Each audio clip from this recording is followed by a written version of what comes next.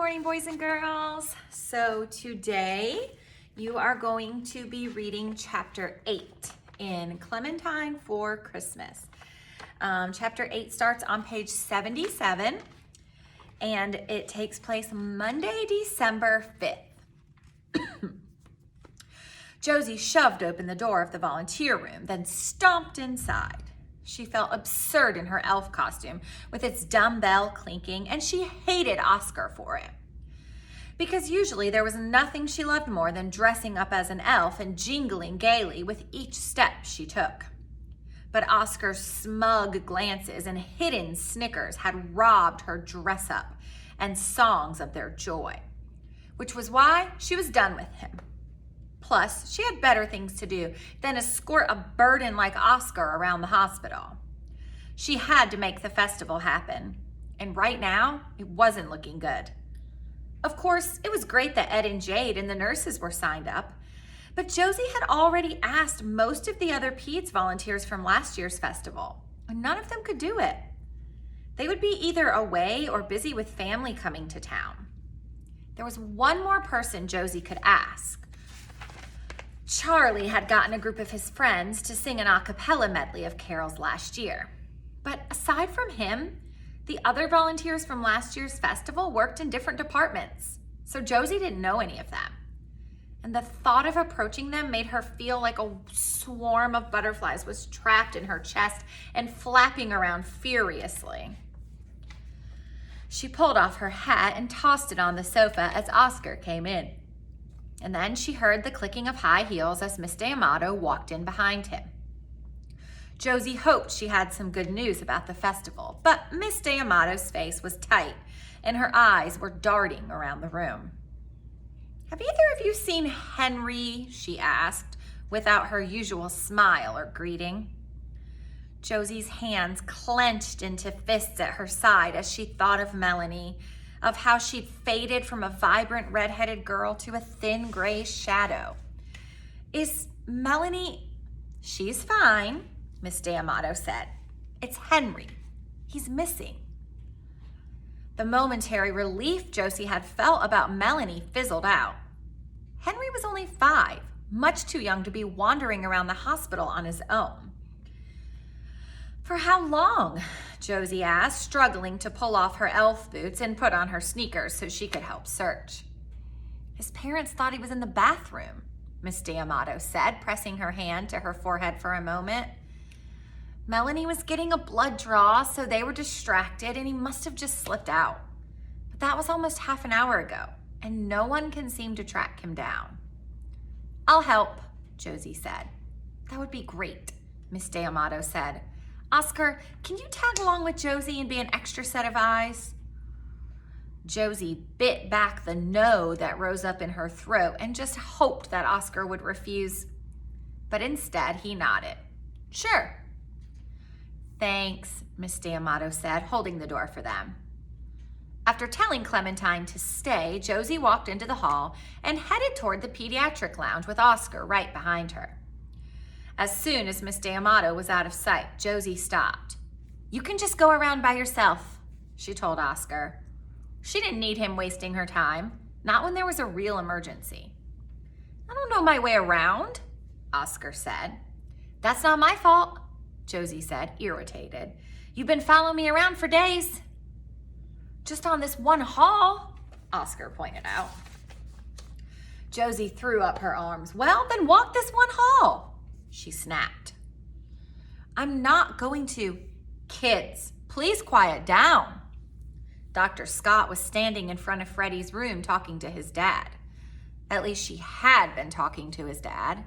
Now she was glaring at Josie and Oscar, who were practically yelling right there on the ward. "Sorry," Josie whispered, tears pricking in her eyes. She had never gotten in trouble at the hospital before. This was all Oscar's fault, and he didn't even look the tiniest bit sorry. In fact, he looked like he couldn't care less. But then he leaned forward, bending down closer to Josie. Oscar was tall, a lot taller than her, but skinny, and he smelled like sneakers and wet wool. "You can't just rush around looking where people have already looked," he said. You need to try to figure out where you'd want to go if you were in Henry's shoes. Josie hated to admit it, but that actually made sense. That's how they always find missing people on TV, Oscar added. Josie rolled her eyes. It figured that was Oscar's source of inspiration, but still, it was a good idea. I think Henry feels left out, Josie said, remembering Henry begging them to perform for him and not just Melanie. And maybe angry at his parents. No, not like that, Oscar said impatiently. It's like if he loves candy, he goes to the candy machine.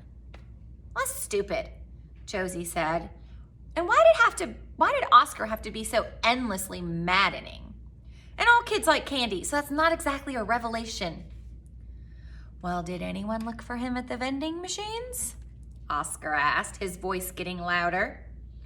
Josie was about to say that it would be a waste of time when every second counted. But then she realized it might actually be worth a look. Fine, she said between her clenched teeth, leading them through the doors of the ward to the main hall, where there was a small alcove of vending machines near the restrooms. An alcove that was empty. See, Josie said smugly.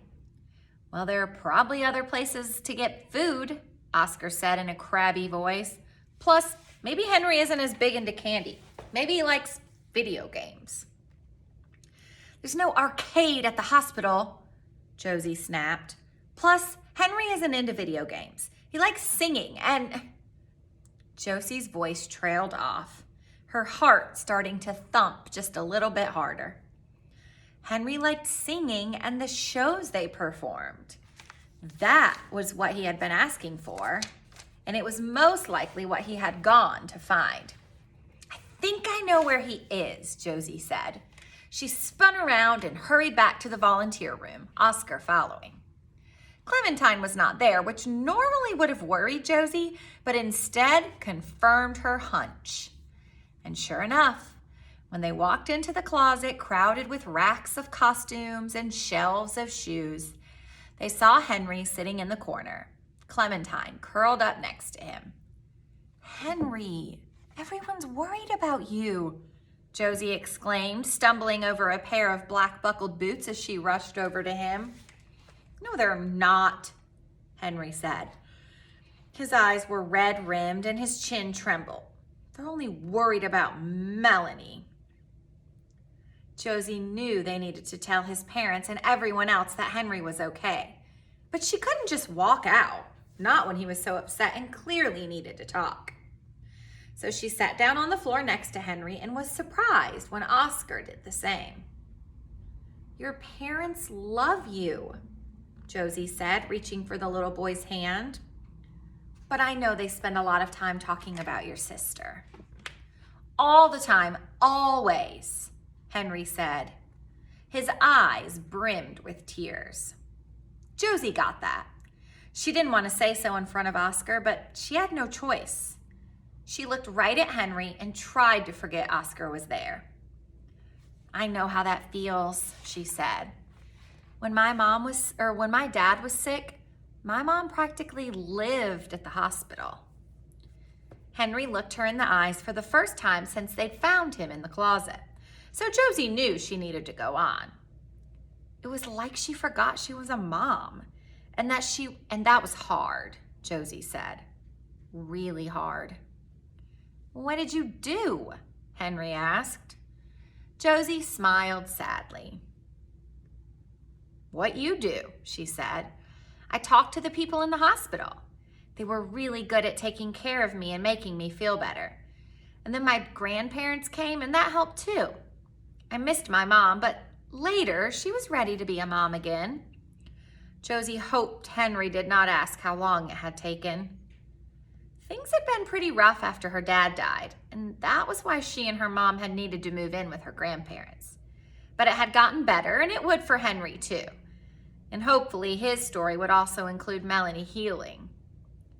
Henry rested his hands on Clementine's back, pushing his fingers into her thick fur. Did your mom yell too? What do you mean? Josie asked. not sure where Henry was going with this. "When we get home, my mom and dad yell about Melanie," Henry said, looking only at Clementine. Josie wasn't sure what to say to that. It made sense with all the stress Henry's parents would sometimes argue. But she hated how Henry was once again blinking back his tears. "My parents argue a lot too." Josie nearly fell over. It was Oscar speaking, and he was gazing steadily at Henry. Henry looked up at Oscar. "Does it scare you?" he asked softly. Oscar paused and then nodded. "Yeah, it scares me." Josie knew she was pretty much gaping, but she couldn't stop herself. It was as though Oscar had been taken over by an alien, a kind, compassionate alien who was opening up so that Henry would not feel alone. And it was working. Henry scrunched over so that he was leaning against Oscar. Oscar tensed for a moment and then gently put his arm around the little boy. Then Oscar looked at Josie, and she knew in that moment everything had changed.